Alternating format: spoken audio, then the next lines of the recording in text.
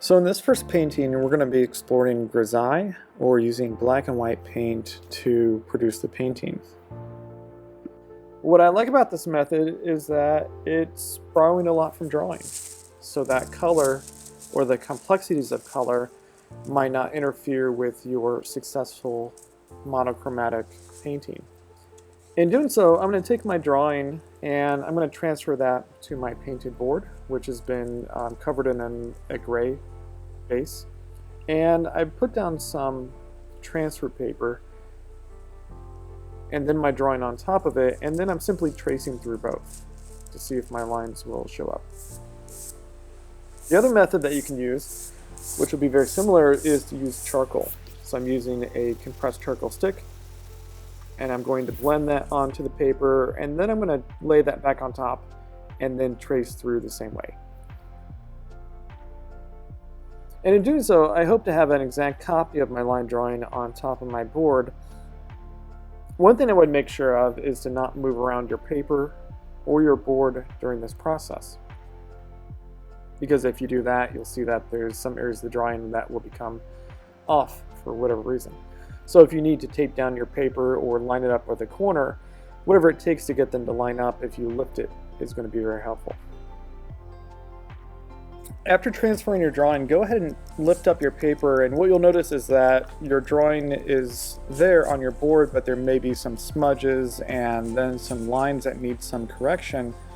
And go ahead and take a moment and do both. Erase a little bit to get rid of smudges and then correct the lines that may have gone askew. But don't worry too much about details, as that will happen in the painting stage. So this is really to act as a blueprint for what happens next. Now with the final line drawing, you can spray fix it or you can choose not to. Either way is fine, but I'm going to move on and talk about mixing paint.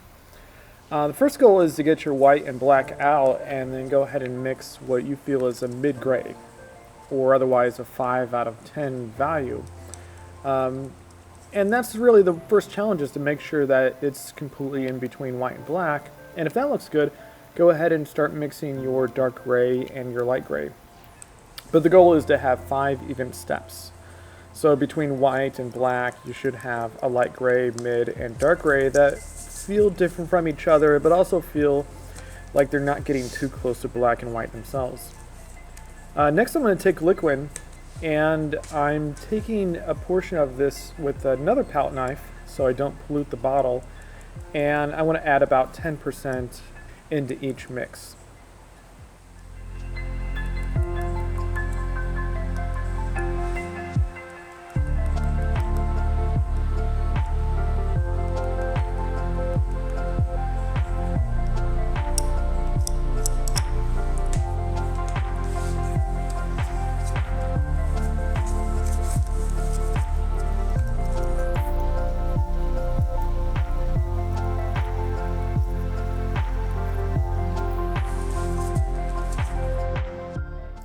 So regarding the brushes that you're going to use, try to use some that are a little bit larger early on. I know you might want to use it like a pencil, but it's not really meant to be used that way.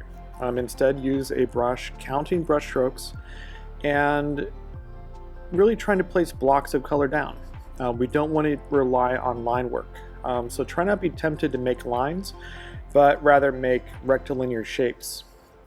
Think of these more like pixels, that as you're laying down color, you're putting down a pixel that is black, dark gray, mid-gray, light gray, or white. For this particular painting, I think it's helpful to start with the dark colors first. And while I did start with the background, you could start anywhere. The main point is that I'm moving around the entire piece and I'm trying to place within the painting anywhere where a dark color might happen.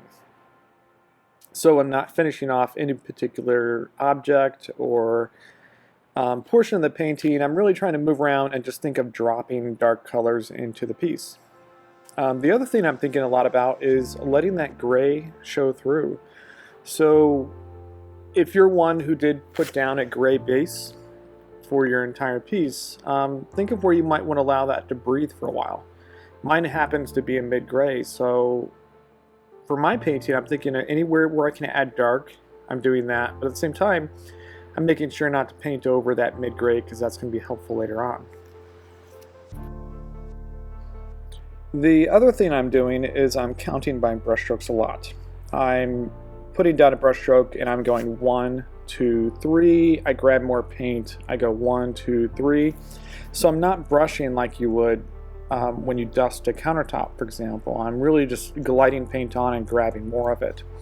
And in doing so, I'm making sure that I'm not blending too much. I know it's tempting to make it very smooth and very blended, but try to save this for later, if at all. You want your individual paint strokes to be visible throughout the piece and at the end of the piece.